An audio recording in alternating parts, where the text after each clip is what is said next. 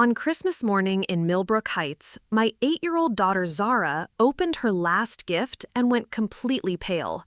5 minutes later, the police were at our door. I thought it was a coincidence until I saw what was inside that beautifully wrapped box.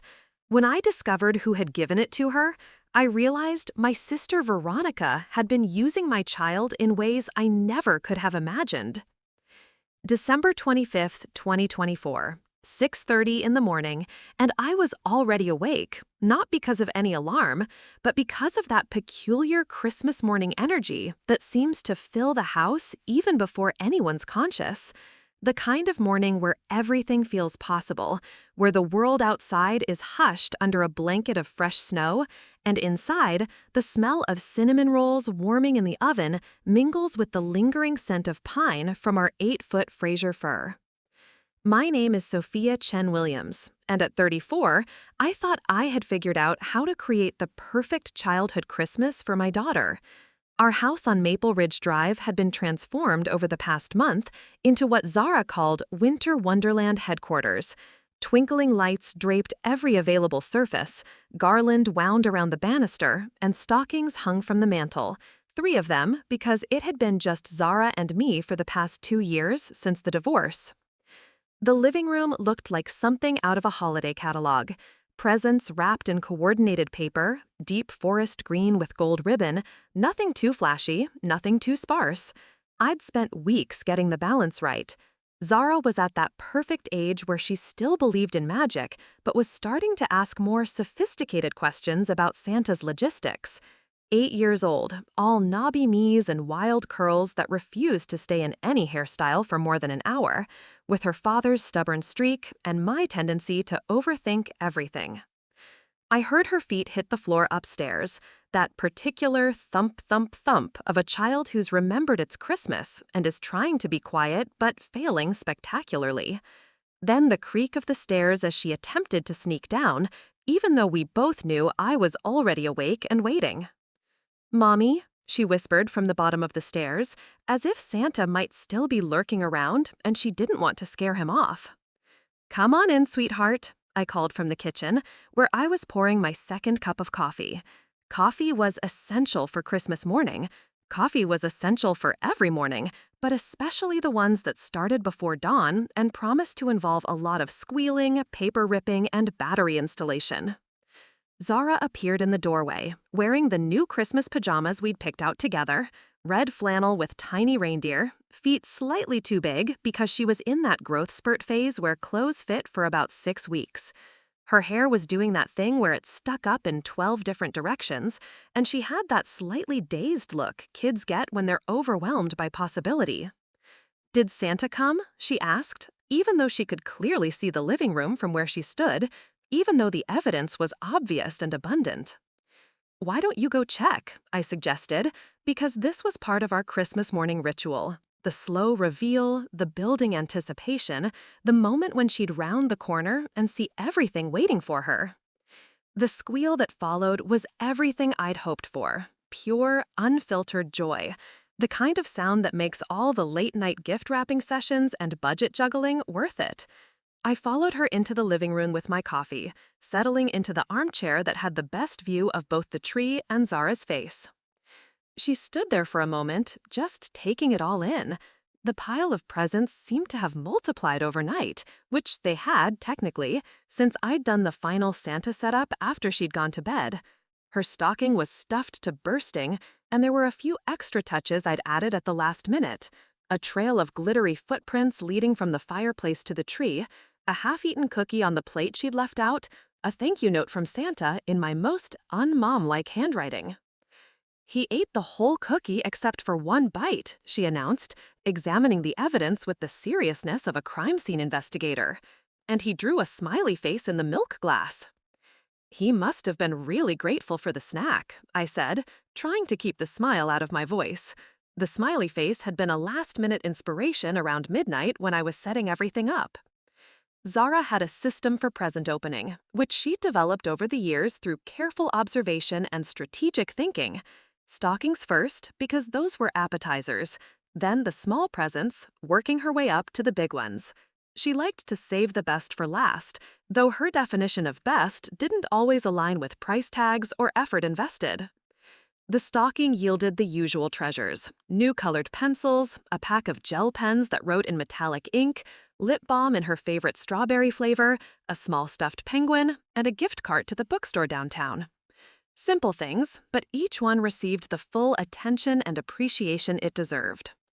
The small presents came next: art supplies, because Zara had inherited my love of creating things and had recently decided she wanted to be either an artist or a veterinarian, or possibly both. A new sketchbook with thick paper that wouldn't bleed through when she used markers, a set of watercolor pencils she'd been eyeing at the craft store, a book about drawing animals that I'd found at the local bookshop. Then the medium-sized gifts. New boots for winter, because her old ones had somehow become 2 sizes too small seemingly overnight. A cozy sweater in her favorite shade of purple. A puzzle with 1,000 pieces, featuring a picture of the Northern Lights. Ambitious, but she'd been getting into puzzles lately, and I figured it would keep her busy during the long winter days ahead. Finally, the big present. The one that had required some serious budget maneuvering and a lot of research. A easel for her room, adjustable height, with storage for all her art supplies. Not the fanciest one available, but solid and well-made, the kind of thing that would grow with her. Her reaction was everything I'd hoped for. She ran her hands over the wood, tested the adjustment mechanism, immediately started planning where it would go in her room. This was the moment that made all the extra shifts I'd picked up at the marketing firm worth it, all the nights of eating ramen so I could afford something special.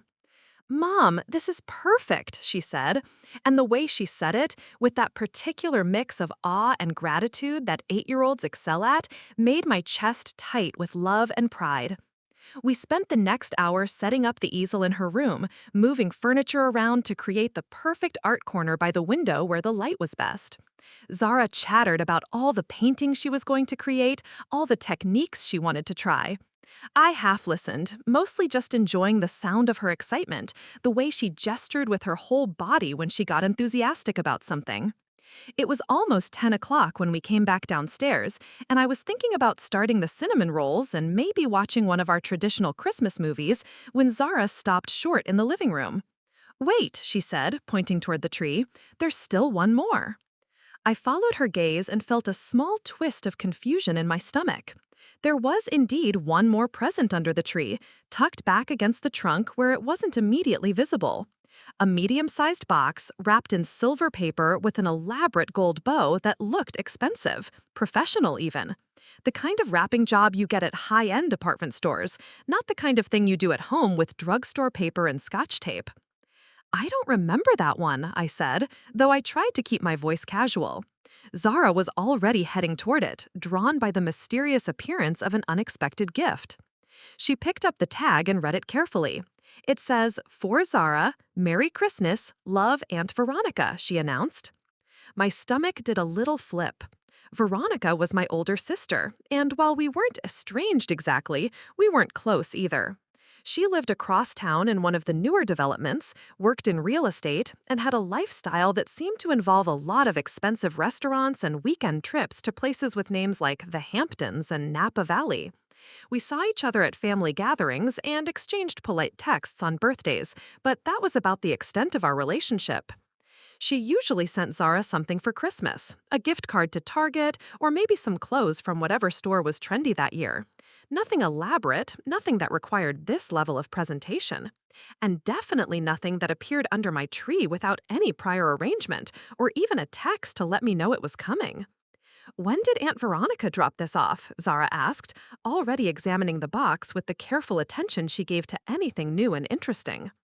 "I'm not sure," I said honestly. "Maybe she stopped by yesterday while we were out?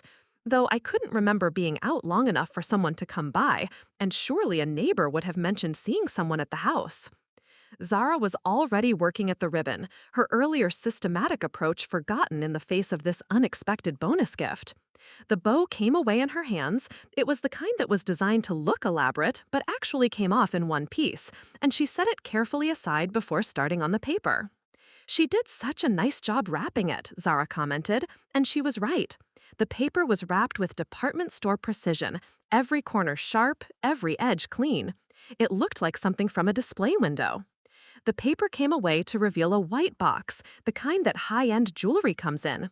It was about the size of a jewelry case, with a magnetic closure and a subtle texture that suggested it hadn't come from anywhere cheap. Ooh, fancy, Zara said, and I had to agree. Whatever this was, it represented a significant step up from Veronica's usual gift-giving style. Zara opened the box with the reverence reserved for things that come in fancy packaging, and inside was exactly what I'd expected, a jewelry case. But not just any jewelry case. This was the kind of thing you see in movies, the kind that little girls dream about. Dark blue velvet lining, multiple compartments of different sizes, a small mirror in the lid, and yes, a tiny ballerina in the center that would presumably spin when you wound up the mechanism underneath. Oh, wow, Zara breathed, and I had to admit it was beautiful. Elegant without being overly fussy, well made, the kind of gift that showed real thought and consideration. Maybe I'd misjudged Veronica's gift-giving abilities. But when Zara lifted the lid to reveal the interior, instead of the delight I expected to see on her face, I watched as her expression changed. The excitement drained away, replaced by something I couldn't immediately identify. Confusion, maybe? Or concern? "Mommy," she said, her voice smaller than it had been all morning. "There's something weird in here." I set down my coffee cup and moved closer, expecting to see a broken mechanism or maybe some gaudy jewelry that had confused her 8-year-old sensibilities. Instead, I saw something that made my blood run cold. Tucked into the velvet-lined compartments where jewelry should have been were small plastic bags. Clear bags, sealed tight, containing what looked like white powder. Not jewelry, not anything that belonged in a child's music box. My hands started shaking as the implications hit me, as I realized what I was looking at, what had been sitting under my Christmas tree, what my daughter had just opened with all the innocent excitement of Christmas morning. "Zara, honey, close that box right now," I said, trying to keep my voice steady even as my heart started racing. "Don't touch anything inside it." She looked up at me with wide eyes, sensing the shift in my tone, the tension that had suddenly filled the room like smoke. "Is something wrong with it?" "Just close it, sweetheart, carefully." She did as I asked, lowering the lid with the same careful attention she'd used to open it. I reached for my phone with hands that wouldn't stop shaking, my mind racing through possibilities, trying to make sense of what I'd just seen, trying to figure out what I was supposed to do next. That's when the doorbell rang. The sound cut through the Christmas morning quiet like an alarm, sharp and insistent. Zara and I both froze, looking at each other across the living room that suddenly felt too small, too exposed. The timing couldn't be a coincidence. It couldn't be. "Are we expecting someone?" Zara asked, and I could hear the uncertainty in her voice, the way children pick up on adult anxiety, even when they don't understand the source. "No," I said, moving toward the front window to peek through the curtains. What I saw in the driveway made my stomach drop even further. 2 police cars, 4 officers, and they weren't here for a friendly Christmas morning wellness check. "Mommy," Zara's voice was smaller now, scared. I looked back at her, still holding that beautiful, terrible jewelry box, and realized that our perfect Christmas morning had just become something else entirely, something that was going to change everything. The doorbell rang again.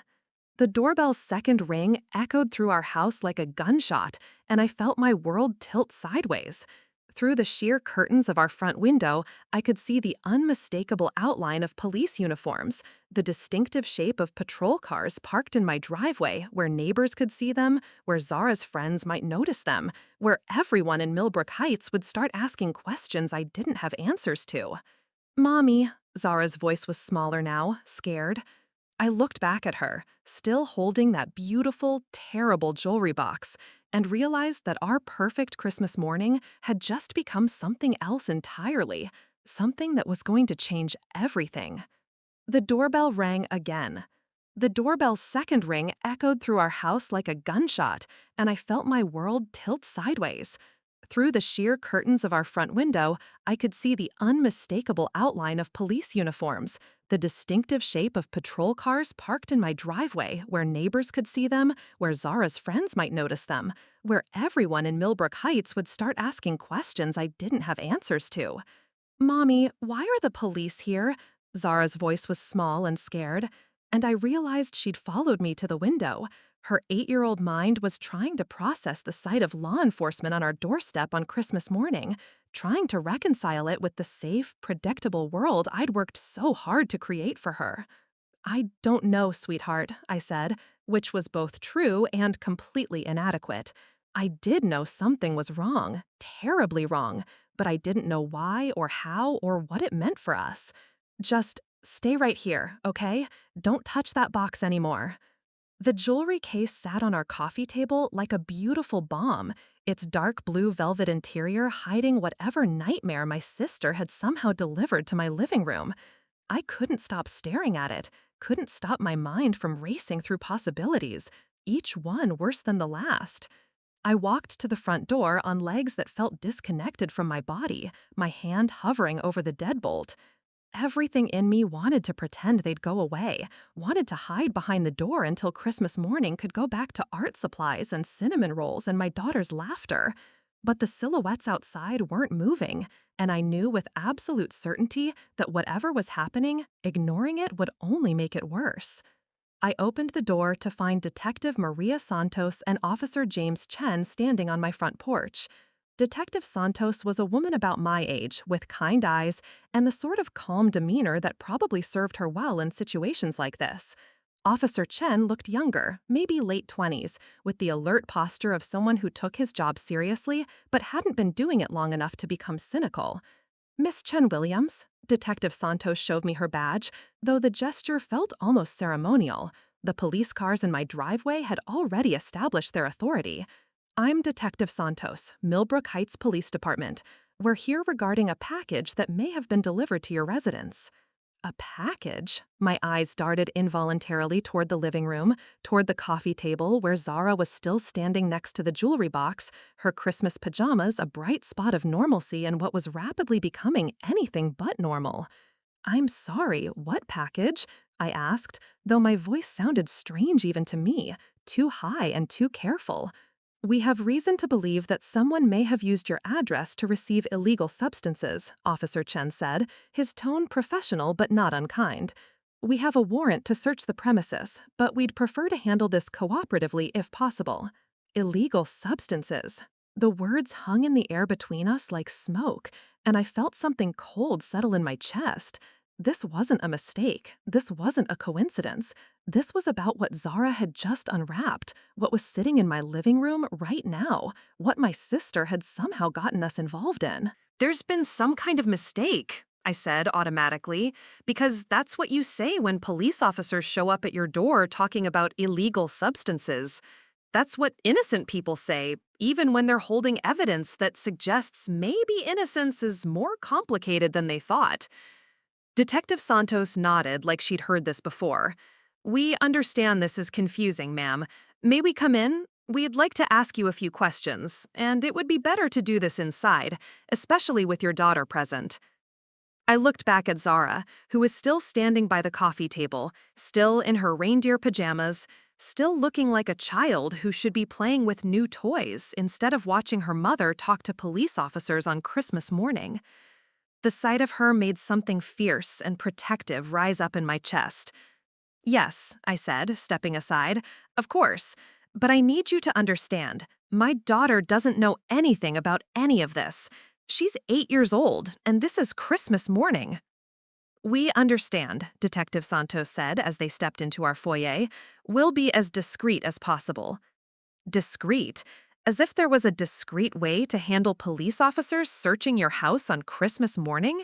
As if there was a way to explain this to an 8-year-old that wouldn't fundamentally change how she understood safety and family and the basic reliability of the world. "Zara, honey," I called, trying to keep my voice steady. "Can you come here, please?" She approached slowly, clutching the stuffed penguin from her stocking like a talisman. Her eyes were wide and uncertain, darting between me and the officers. These are Detective Santos and Officer Chen, I said, crouching down to her level. They need to ask us some questions, but everything is going to be okay. Detective Santos smiled at Zara, the kind of smile adults use with children when they're trying to be reassuring but don't want to make promises they can't keep. Hi, Zara. I love your pajamas. Did you have a good Christmas morning?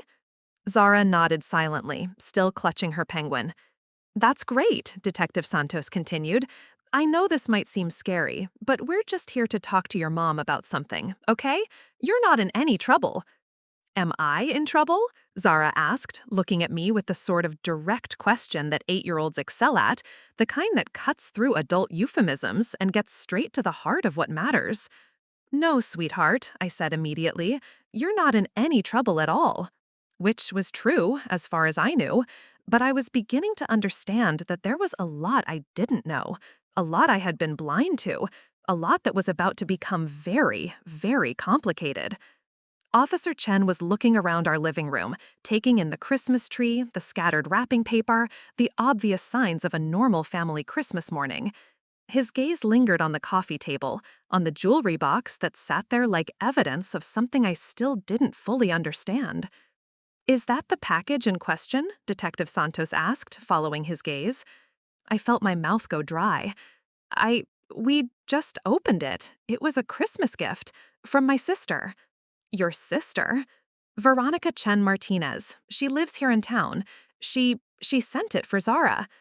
The words felt clumsy in my mouth, inadequate to explain the complexity of what I was feeling, the betrayal and confusion and growing anger.